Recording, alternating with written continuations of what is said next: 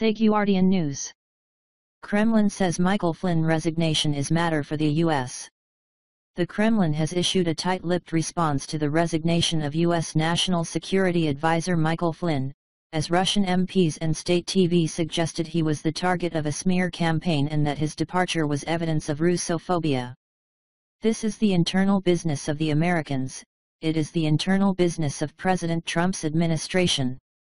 This is not our business, Kremlin spokesman Dmitry Peskov told journalists.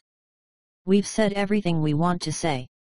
Flynn resigned on Monday night after conceding that he had given incomplete information about the nature of phone calls with Sergei Kislyak, Russia's ambassador to the U.S. A flow of intelligence leaks has suggested Flynn secretly discussed sanctions with Kislyak and then tried to cover up the conversations.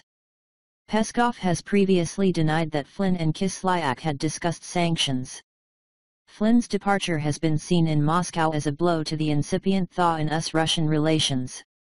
The Russian MP Leonid Slutsky, head of the Foreign Affairs Committee in the lower house of parliament, said the resignation was forced, provocative and a negative signal for the mending of Russian-American dialogue. In these conditions, the conclusion that comes to mind of course is that the target was Russian-American relations and the undermining of trust in the new American administration, he was reported as saying. The story was top news on Russian state television, which was also pushing the message that the Flynn-Kislyak calls were business as usual.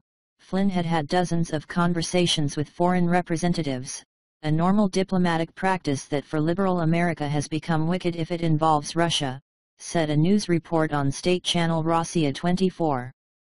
Moscow had seen Flynn, who once sat next to Putin at a gala dinner for state news channel RT, as an ally in the U.S. Konstantin Kozakiov, chairman of the Foreign Affairs Committee in the upper house, said it was premature to declare Michael Flynn a Russophile but praised him for the fact that unlike many other high-level Americans, he was at least open to dialogue, visited Moscow and, as it turned out, communicated with our ambassador in Washington. But even openness to dialogue with the Russians is interpreted by hawks in Washington as a thought crime, Kozakiov wrote on his Facebook page. To drive a national security advisor to resign for contacts with the Russian ambassador, a normal diplomatic practice, isn't even paranoia, but something immeasurably worse. Either Trump hasn't acquired the independence he sought and is being subsequently and not without success driven into a corner, or Russophobia has already struck the new administration from top to bottom.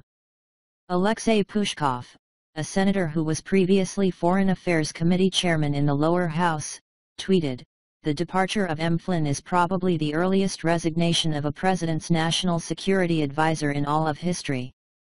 But the target isn't Flynn but relations with Russia.